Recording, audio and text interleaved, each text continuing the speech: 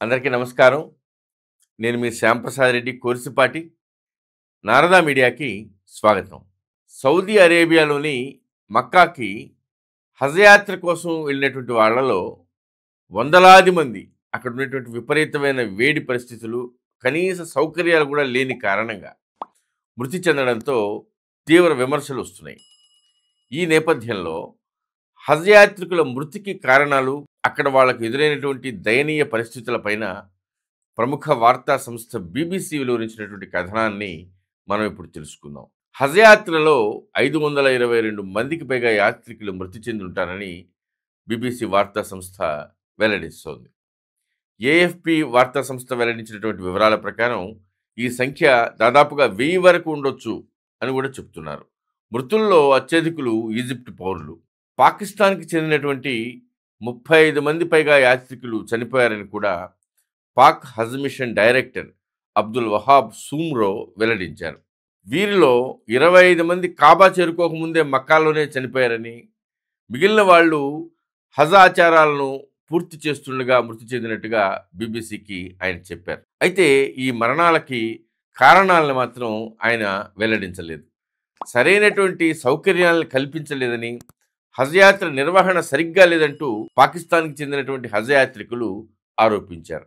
ఈ ఫిర్యాదులపైన పాకిస్తాన్ హజ్ మిషన్ని బీబీసీ సంప్రదించింది. కానీ ఇప్పటి వరకు వాళ్ళ నుంచి ఎట్లాంటి స్పందన రాలే. మృతుల సంఖ్యని సౌదీ అరేబియా ఇంకా పూర్తిగా రిలీజ్ చేయలేదు కూడా. అలాగే గత 30 ఏళ్లలో హజ్ యాత్ర సందర్భంగా తొక్కిసలాట, టెంట్లకి మంటలు అంటుకోవడం, అట్లాగే ఇతర ప్రమాదాల కారణంగా వందలాది మంది, ఇంకా చెప్పాలంటే వేలాది మంది మరణించారు. సౌదీ అరేబియా అధికారులు వెల్లడించినటువంటి వివరాల ప్రకారం ఈ సంవత్సరం దాదాపుగా 18 లక్షల మంది హజ్ యాత్ర చేశారు. వాళ్లలో 16 లక్షల మంది విదేశీయులు. హజ్ యాత్రలో విపరీతమైనటువంటి వేడి కారణంగా మరణించిన వాళ్లలో ఎక్కువ మంది ఈజిప్ట్కి చెందిన వాళ్ళని, 2 అరబ్ దౌత్యవేత్తలను ఉటంకిస్తూ వార్తా సంస్థ ఏఎఫ్పి వెల్లడించింది. విపరీతమైనటువంటి వేడి వల్లే ఎక్కువ మంది మరణించారని, అందులో 323 మంది ఈజిప్ట్ పౌరులు కాగా 60 మంది జోర్డాన్కి చెందిన వాళ్ళు ఉన్నట్టుగా ఏఎఫ్పి పేర్కొంది. ఈజిప్ట్ వైద్య బృందం చెప్తున్నటువంటి ప్రకారం బాధితులలో చాలామంది వివరాలు ఈజిప్ట్ ప్రభుత్వం దగ్గర రికార్డు కాలే.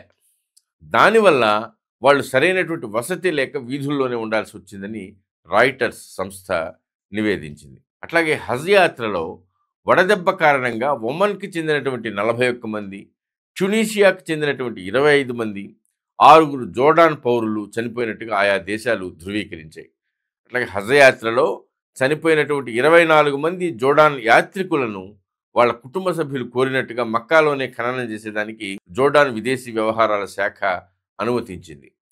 జోర్డాన్ ప్రభుత్వం పంపించినటువంటి హజ్ బృందంలో ఈ 41 మంది సభ్యులు కాదని తెలిసింది. అలాగే అంటే వాళ్ళు అనఫిషియల్గా వెళ్ళారు.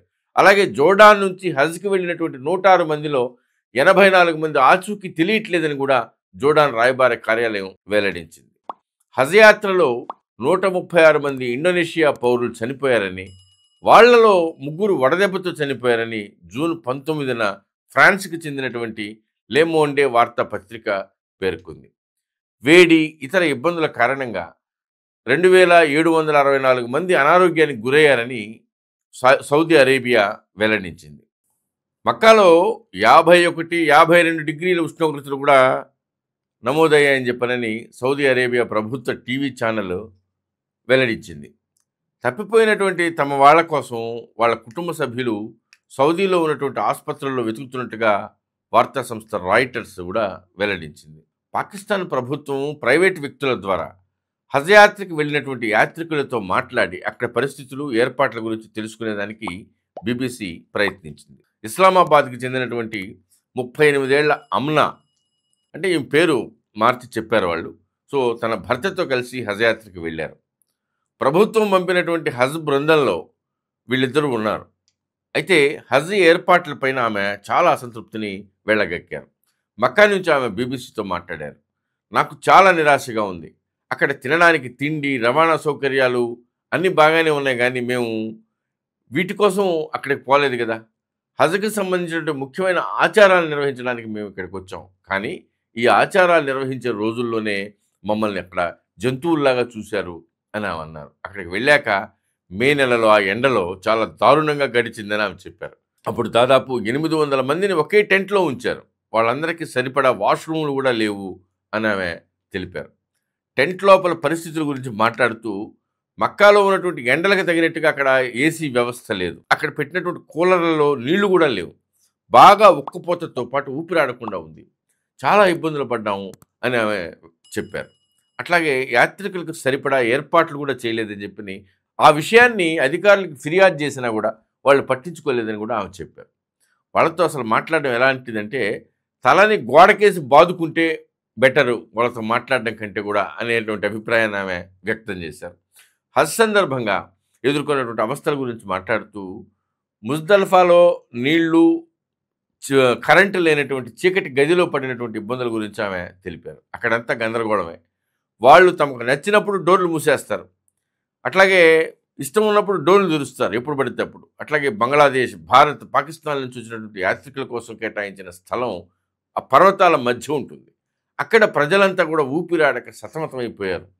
ముజ్దల్ఫాలో నాకు అసలు ఊపిరాడలే. నా పరిస్థితి దారుణంగా మారిపోయింది. ఆ రోజు రాత్రి నేను ఎలా బతికానో నాకు ఆ దేవుడికి మాత్రమే తెలుసు. నా భర్త రాత్రంతా నాకు సేవ చేస్తూనే ఉన్నారు. రాత్రంతా నేను దేవుణ్ణి ప్రార్థిస్తూనే ఉన్నా అని ఆమె చెప్పారు. మినా నుంచి మక్కాకు వెళ్ళడానికి ఒక్కో కిలోమీటర్కి టాక్సీ ఛార్జీ చాలా ఎక్కువగా ఉందని ఆమె చెప్పారు. మినా నుంచి మక్కాకు టాక్సీ డ్రైవర్లు 2000 రియాళ్లు అంటే సుమారుగా 44,560 రూపాయలు డిమాండ్ చేశారని ఆమె చెప్పారు. అట్లాగే ఫస్ట్ ఎయిడ్ అందించేటువంటి వాహనాలు కూడా చుట్టుపక్కలే తిరుగుతుంటాయని, కానీ వాళ్ళకి డ్రిప్ పెట్టడం కూడా తెలియదని ఆమె చెప్పారు. సౌదీ అధికారులు యాత్రికులను అర్థం చేసుకోలేరని, వాళ్ళకి సహాయం చేయరని ఆమె అసంతృప్తి వ్యక్తం చేశారు. పాకిస్తానీలకు ఎక్కడో అరాఫత్ చివరన టెంట్లను కేటాయించారని, అక్కడి నుంచి నడవాల్సినటువంటి దూరం చాలా ఉంటుందని ఆమె చెప్పారు. అట్లాగే అక్కడ ఏర్పాట్లు కూడా బాగా లేవని అన్నారు. నేను 25 రోజుల కోసం 11.5 లక్షలు చెల్లించాను. ఇది చిన్న మొత్తమేమి కాదు కదా. నాలాంటి యాత్రికులు వాలంటీర్లకు కూడా డబ్బులు చెల్లిస్తారు, కానీ వాళ్ళ నుంచి మాకు ఎలాంటి సహాయం అందదు. అట్లాగే హజ్ ఆచారాలు ప్రారంభమయ్యాక మాకు ఒక్కరు కూడా సహాయపడలేదు. అంతా సౌదీ ప్రభుత్వమే చూసుకుంటుందని వాళ్ళు చెప్పేవాళ్ళు. నేను ఎదుర్కొనేటువంటి అవస్థల తర్వాత అక్కడ పాకిస్తానీలతో వాళ్ళు అక్కడ అధికారులు ప్రవర్తిస్తున్నటువంటి తీరును చూసిన తర్వాత అధికారిక మార్గాల ద్వారా హజ్ యాత్రకు వెళ్ళాలని నేను ఎవరికి సలహా ఇవ్వను అని ఆమె చెప్పారు. అట్లాగే ఈ సంవత్సరం హజ్ యాత్రకు వెళ్ళినటువంటి వాళ్ళలో హమీర్ కన్వల్ కూడా ఒకరు. అట్లాగే ఆ హమీర్ కన్వల్ కూడా తనకు ఎదురైనటువంటి అనుభవాల్ని తెలియజేశారు బీబీసీకి. సో మమ్మల్ని మినా నుంచి అరాఫత్కి తీసుకెళ్తున్నప్పుడు అక్కడ యాత్రికుల మరణాల వార్తలు రావడం మొదలైంది. వేడి కారణంగా ఆ మరణాలు సంభవించినట్టు మాకు తెలిసింది. అక్కడ ఏర్పాట్లు చేసినటువంటి గుడారాల్లో సరిపడా స్థలమే లేదు. హజ్ ఖుత్బా అంటే ప్రవచనం వినేదానికి కూడా ఎలాంటి ఏర్పాట్లు లేవు. మండే ఎండలో ప్రజలు బయటే కూర్చోవాలి, లేకపోతే గుడారాల్లో చోటు కోసం గొడవ పడాలి అని ఆమె వివరించారు. మక్కా నుంచి ఆమె బీబీసీతో మాట్లాడారు. మమ్మల్ని 7 కిలోమీటర్ల దూరం నడిపించారు. ఆ మార్గంలో నీడ లేదు, నీళ్లు కూడా లేవు. చాలామంది యాత్రికులు అక్కడే అనారోగ్యం పాలయ్యారు అని ఆమె చెప్పారు. అట్లాగే ప్రభుత్వ వాహనాలు అందుబాటులో ఉంటాయి, కానీ వేడి కారణంగా ఇబ్బందులు పడిన వాళ్ళ కోసం వాటిని వాళ్ళు ఎవరు కూడా వీళ్ళకి ఉపయోగించరు. అట్లాగే ఫారాల్లో కోళ్ళని, జంతువుల్ని ఉంచినట్టుగా క్యాంపుల్లో ప్రజలను ఉంచారు. పడకల మధ్య ఖాళీ లేదు. అందరికీ సరిపడా వాష్రూములు లేవు. కానీ అక్కడ మనం ఎవరికి ఫిర్యాదు చేయలేము, ఎవరు మనకు సహాయపడరు. ఆ దారిలో అంబులెన్సులు లేవు, సహాయం చేసేవాళ్ళు ఎవరూ కనిపించరు. కనిపించేదల్లా ఇంగ్లీష్ రాని పోలీసులే అని ఆమె చెప్పారు. త్వరగా చేరుకునే మార్గాన్ని పోలీసులు బ్లాక్ చేయడంతో మినా నుంచి జమారత్కి తాను 26 కిలోమీటర్లు నడవాల్సి వచ్చిందని ఆమె చెప్పారు. మామూలుగా అయితే 15 నిమిషాల్లో అక్కడి నుంచి ఇక్కడికి చేరుకోవచ్చని కూడా ఆమె అన్నారు. ఇక్కడ పోలీసు అధికారులు ఆడ మగ అని చూడకుండా చేతులెత్తేందుకు కూడా వెనుకాడరని కూడా ఆమె వెల్లడించారు. మక్కాలో పరిస్థితి. సో హజ్ యాత్రలో అనేక దేశాల యాత్రికులు ఉంటున్నటువంటి శిబిరాల మీదుగా వెళ్ళేటువంటి అవకాశం తనకు వచ్చిందని హమీరా తెలిపారు. పాకిస్తాన్, భారత్, బంగ్లాదేశీల శిబిరాలు అత్యంత దారుణ పరిస్థితుల్లో ఉన్నాయని ఆమె వెల్లడించారు. చెత్త కుప్పల మీద కూర్చున్నట్టుగా ఉంటుంది.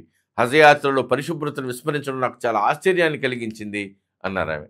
మా దగ్గర ఉన్న సౌకర్యాలు ఇవే, వీటితోనే ముందుకు సాగాలి అని సౌదీ క్యాంప్ మేనేజర్ అన్నారు అని కూడా ఆమె వెల్లడించారు. మహమ్మద్ అలా ఒక ప్రైవేట్ గ్రూప్ ఆర్గనైజర్. ఆయన బీబీసీతో మాట్లాడుతూ ఇది తనకు 18వ హజ్ యాత్ర అని చెప్పారు. సౌదీ వాళ్ళు మౌలిక సదుపాయాలు కల్పించడం అని కూడా ఆయన చెప్పారు.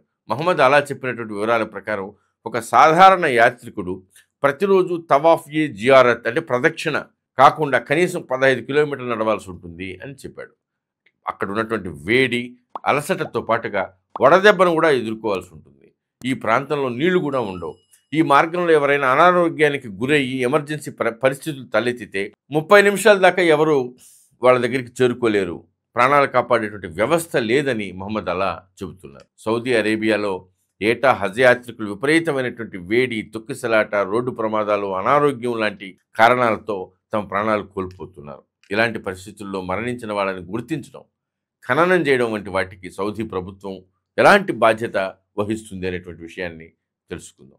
ఒకవేళ హజ్ సందర్భంగా ఎవరైనా చనిపోతే వారి మృతదేహాలను స్వదేశాలకు పంపకుండా సౌదీ అరేబియాలోనే ఖననం చేస్తారని సౌదీలో ఉన్నటువంటి హజ్ చట్టంలో స్పష్టంగా పేర్కొన్నారు. హజ్ యాత్ర చేసేవాళ్ళు తమ దరఖాస్తు ఫామ్లో ఈ నిబంధనకు అంగీకరిస్తూ సంతకం చేయాలి.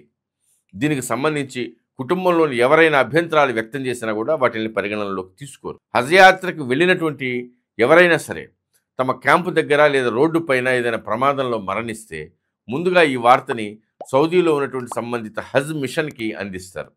చాలాసార్లు ఆసుపత్రి వర్గాలు లేదా సాధారణ పౌరులే నేరుగా హజ్ మిషన్కి ఈ సమాచారాన్ని అందిస్తారు. మృతులకు సంబంధించినటువంటి వివరాలు అంటే పేరు, ఏజెన్సీ, దేశం, గుర్తింపు వంటి వాటితో కూడినటువంటి ఒక బ్యాండ్ని హజ్ యాత్రికులు చేతికి ధరిస్తారు.